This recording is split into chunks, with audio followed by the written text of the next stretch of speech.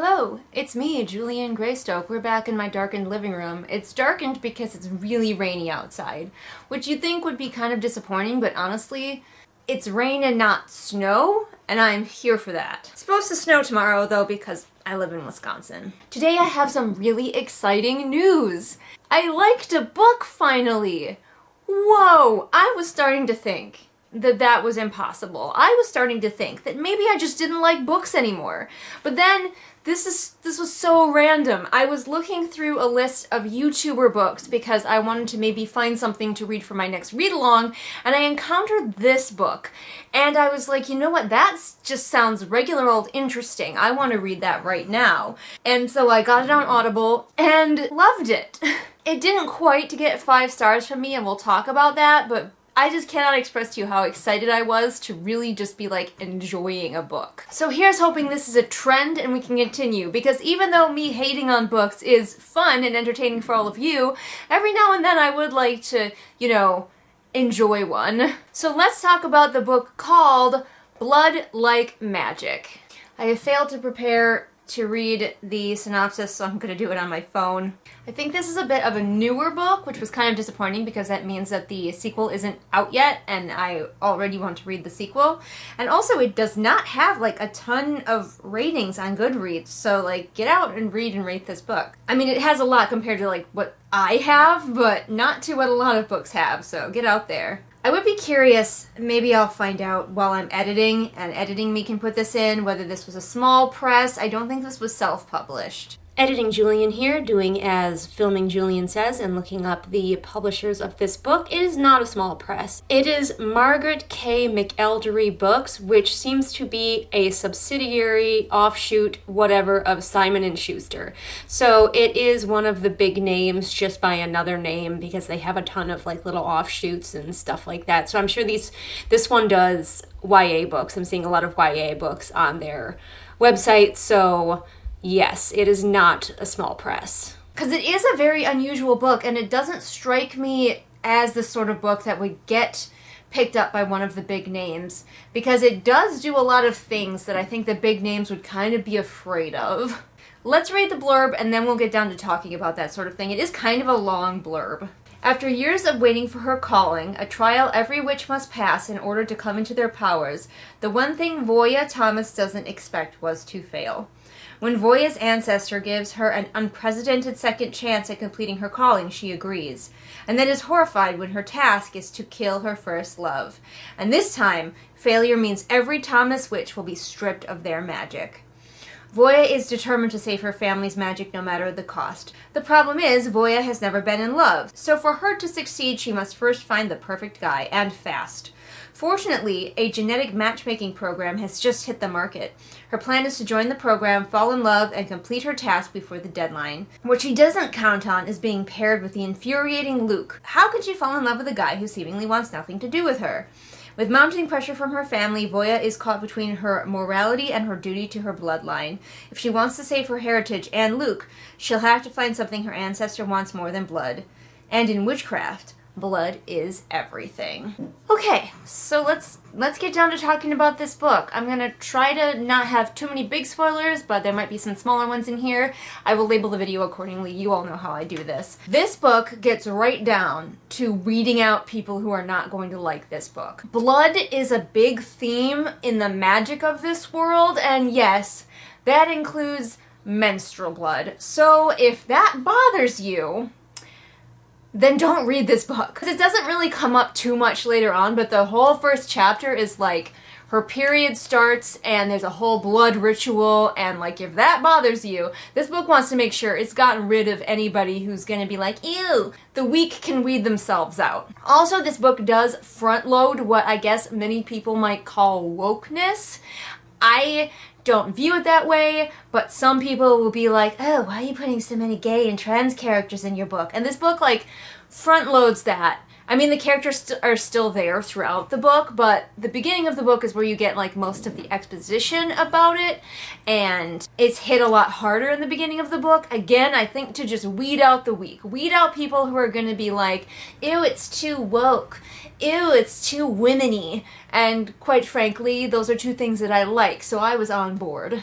There are a lot of themes in this book, and I was delighted to find that many of them do not hold your hand and shove the themes in your faces, even though this is a YA book, and that's kind of what you come to expect from YA, is that many of the themes will be just like shoved at you. And this book has a lot of subtler themes that I picked up on, but unfortunately the more overt themes of the book, especially the one about indecision and Voya, the main character, having to make decisions, that is like really hit very hard, and I think too hard. And it's like, okay, how can you treat me like I'm so intelligent over here with these themes and ideas, but then whack me over the head with this one? This book is dark and filled with a gruesome history of Voya and her family line, so I believe I'll talk a little bit more about it later, but like, if you're in the mood for something light and fluffy, maybe don't pick this one up. It's not the darkest thing I've ever read, and it's certainly not misery porn, but there is some dark stuff in here. However, it is set in the future. I don't remember what year, but I believe, like, her grandma is my age group, so her grandma would be a millennial.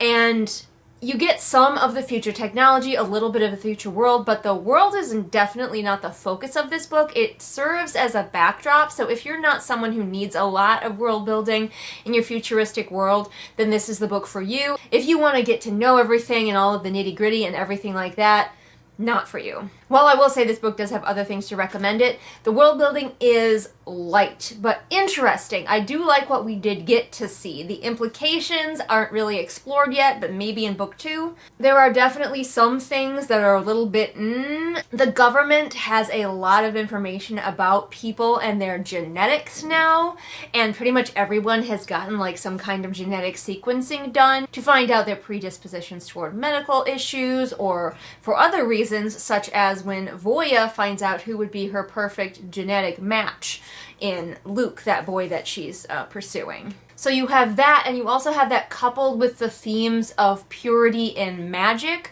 the types of magic that are in this world. Some is pure, some is impure, and so you're dealing with kind of the themes of genetics. And, you know, with genetics, you kind of get the purity issue, and then you also have magic with its purity issues, and it was really interesting to kind of see them played against each other. They weren't really played against each other, but they were existing in the same world, and it was interesting to see what the author did with it, and also what the author's going to do with it. I hope she takes it even further in the next book. One thing I did want to say that I loved in the futuristic world, everybody has, like, smartwatches and phones, and the main character is riding with her grandmother on the train, and her grandmother is asking her, like, how do I do something? How do I get some sort of privacy setting on my personal, like, network that everybody has? And the granddaughter's like, oh, I'll do it for you, or you can ask your AI assistant. And the grandma's like, no, I'll Google it. And the granddaughter's like, oh my gosh, Grandma, it'd be so much faster if you did this way. And the grandma's like, no, I've been Googling since I was a child, and I'll Google this too. And I love that. I love the idea of what we are going to be like as grandparents in the future, how we are going to be like the same old, like, back in my day, but with things like Googling. Whatever new video platform like comes out in the future that's going to be vastly superior to anything we have now, am I going to be like, back in my day we had YouTube and we had to watch 8 advertisements just to see one 5-minute video and we liked it? Anyway, I loved that detail. I wish there was even more of that in this world. But like I said, the world building is definitely a backdrop and it's very light. So, let me ask you something. Do you love Encanto but wish it was darker? Then you must read this book. Welcome to Family Madrigal, but with blood. The parallels are there. I don't think they had anything to do with each other, but there are so many similarities. So if you loved Encanto but wanted something a little bit darker, this book. They had a big family with multiple generations living in the same house. They all have magical gifts. When each child comes of age, although they come of age when they reach puberty instead of when they're 5 years old, like in Encanto, they each get their magical gift, and they get a certain gift from the ancestors, so very reminiscent of Encanto. They live in a special house. I do love the house. Her ancestors, it's a plantation house, and her ancestors literally got together and stole it by teleporting it to Canada. and I love that. There's an overbearing matriarch, there's fading magic, well, there's even a Bruno character that we don't talk about. We don't talk about Elaine, no, no, no. We don't talk about Elaine. Yeah, the similarities are, I was so fun just like listening to this book and going, oh my gosh, it's Encanto, but like for grown-ups. One thing I didn't like is that there is some slang in this book. I mean, it's the future, slang changes, right? Except for the only slang that they use is in place of swears. So they say sparked, I think, instead of fucked. Why are you sparking with me or something like that? To me, why are you fucking with me? It's very obvious that it's just to replace the swears. And I really wish that whoever published this book had just let the characters swear, because there's no really other slang whatsoever. It's just there for the swearing, and I hated that choice. Possibly the author did not make that choice. I almost feel like her original book did have the swearing, and she had to go in and put in these like dumb baby words to replace the swear words. Like I mentioned at the beginning, there are a lot of queer and trans characters in this book. Multiple trans characters. Yes, I love it. Including the love interest. The love interest is a trans character. I think it was handled really well, but I am not trans. So if you are and you've read this book, please tell me how you thought the trans representation went. But I do have quite a few trans friends, and from conversations we've had, I think that the representation was pretty good. And I can't think of a single book that I've read yet that had a trans love interest. The characters in this book were so great. This is a great book to look at if you want to study an author who is making all of their characters, including their side characters, feel deep, feel like they have their own lives, they've got their own shit going on. Everybody has interests that don't necessarily pertain to their magic. They're all doing their things, both for themselves and for the family, and all of their interactions. You 100% buy that these are real people. Nobody is a cardboard cutout, and I live for it. Even characters that only appeared for like one scene, I felt like I had at least some understanding of. The romance in this is a slow burn, hate to love romance, because the romantic interest is, as it mentioned in the blurb, kind of a jerk. There's also an interesting element of the social media, I'll talk about it a little bit, where they rate each other, and his ratings are very low because he's just a dick to everyone. This story is steeped in blackness, meaning black experiences. The family know their history, they appreciate their history, most of them come from a slave background, so you get some of that. Trigger warnings. If you're a white person, like myself, reading this book, it doesn't hold your hand, it doesn't baby you, which is one of several reasons I wonder if this was a small press published book, for the queerness, for the multiple trans characters, and for the unashamed blackness of this book. Now, I know there's going to be somebody in my comments who's going to be like, what are you talking about, Julian? Publishing has become so woke. You can't escape from queerness and blackness, and whatever happened to the white straight people, huh? And I'm like, I know that we are getting to see more of that, but usually you get like, here's your one gay character for your book. Oh, and you get one trans character, very good. And you know, this book just feels like a middle finger to all of that and just populates itself with queerness, with blackness. None of it feels tokeny, at least to me. I am a white person, factor that in. It still feels just very out of the ordinary for a lot of fiction that we're getting nowadays. Alright, we mentioned earlier, do read the trigger warnings. There were trigger warnings at the beginning of the Audible version, so I'm going to assume there are trigger warnings at the beginning of the print book as well. There's some stuff in here that's pretty intense. So I do wish, like I mentioned a little bit before, that they had done more with the futuristic setting, especially with the social media aspect.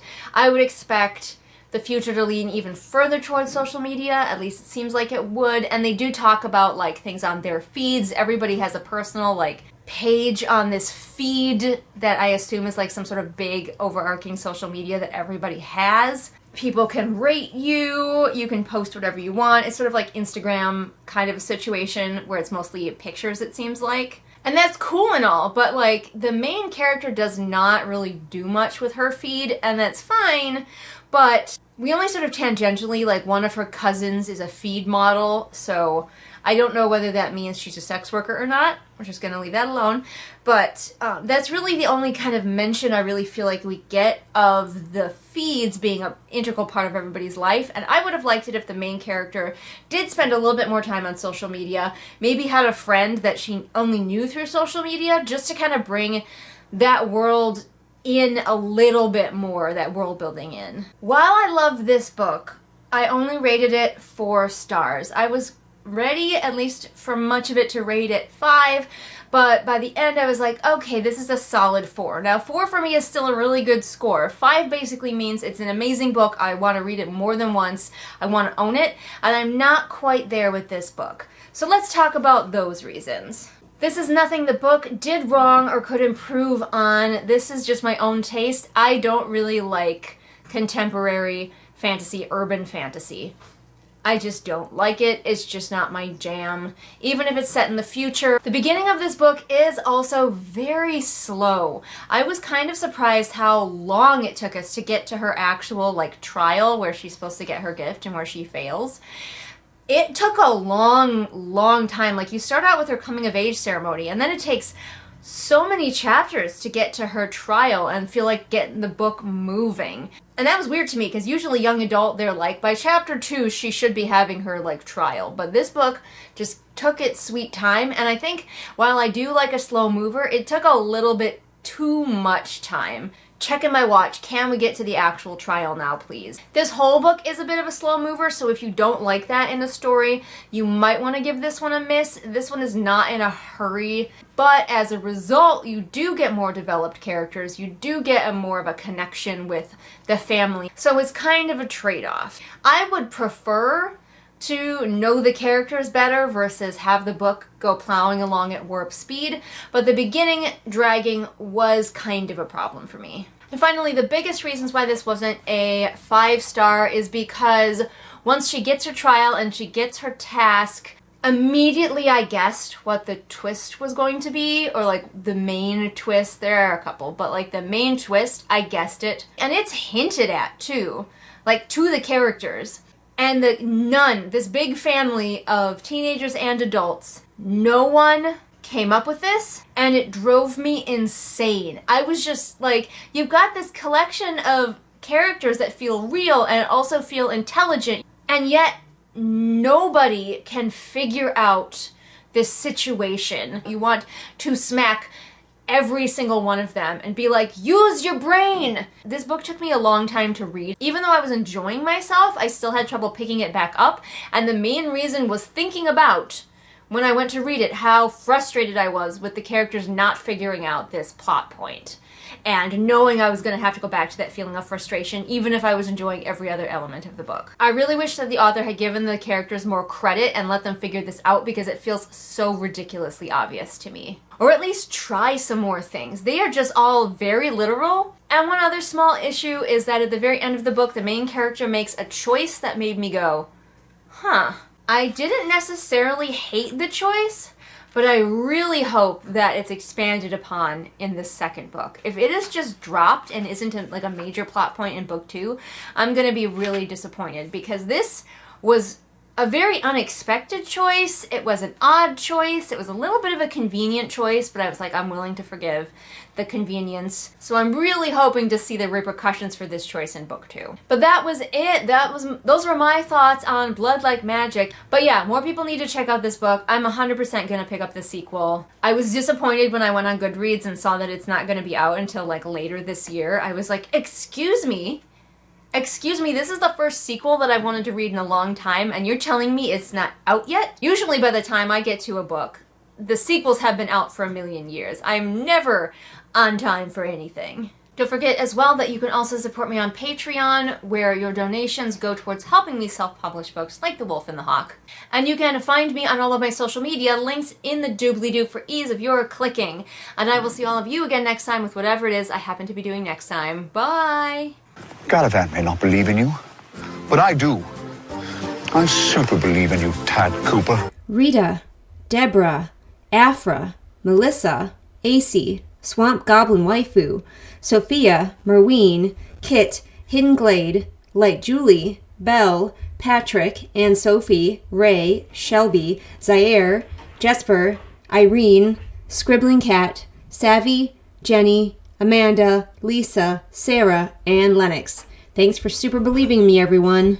I just made something unexpected, something sharp, something new. It's not symmetrical or perfect, but it's beautiful, and it's mine. What else can I do?